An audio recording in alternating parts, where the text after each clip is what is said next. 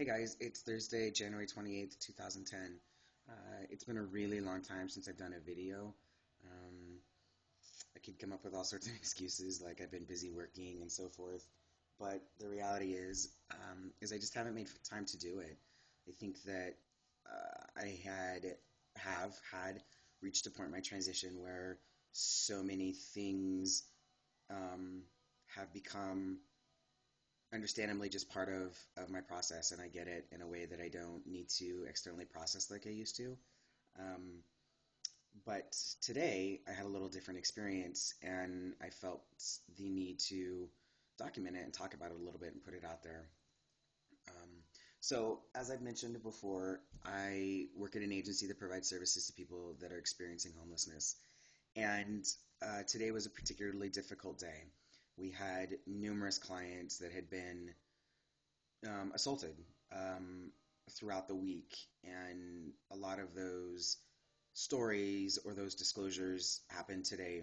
And one of those clients came in and was very upset and very physically traumatized and emotionally traumatized, and really needed to talk and continued to ask for a female employee, that she wanted to talk to a female staff.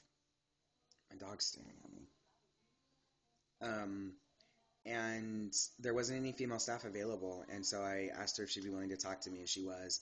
And she started telling me about the assault and telling me about what was going on right now and what happened that night and so forth.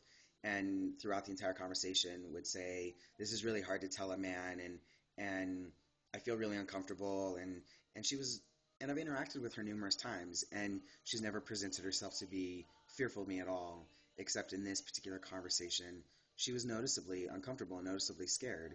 And it made me realize and made me think and appreciate um, what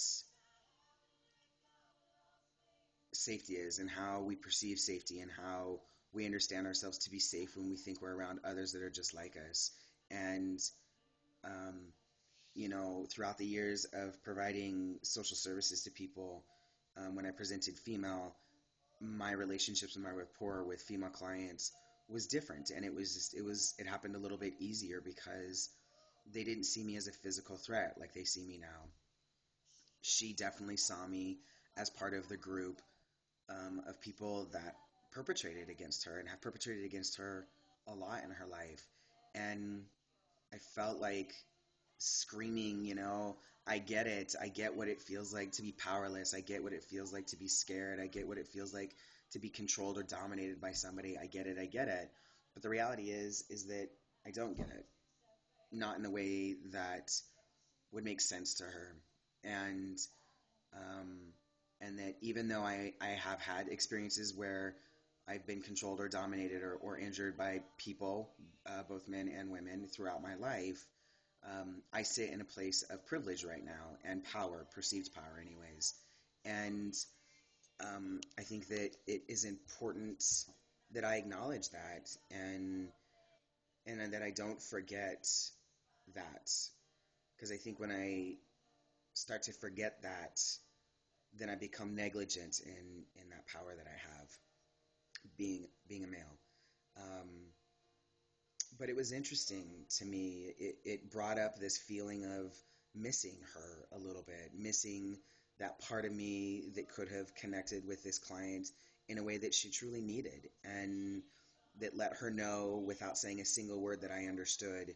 Um, and as she was talking and saying she should have done this, or no, this was her fault, and as I'm saying, absolutely nothing was your fault, and all of these things, she was shocked. She was surprised that coming from a man's mouth was no blame whatsoever. Um, and that bothered me. That bothered me that she was so surprised that I would be saying it doesn't matter where you were, what you were doing, what you were saying, what you're under the influence of. It doesn't matter. None of that matters. What matters is that he did something that was completely unacceptable, and he had no right to do. And she was surprised, and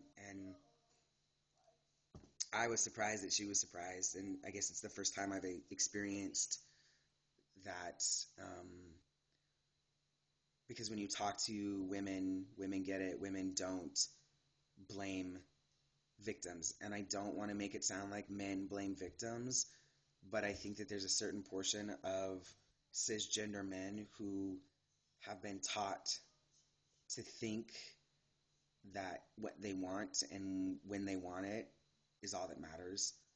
And unfortunately, the rest of us are forced to deal with the consequences of those men. So, yeah, it was just interesting. So, all right, catch y'all later.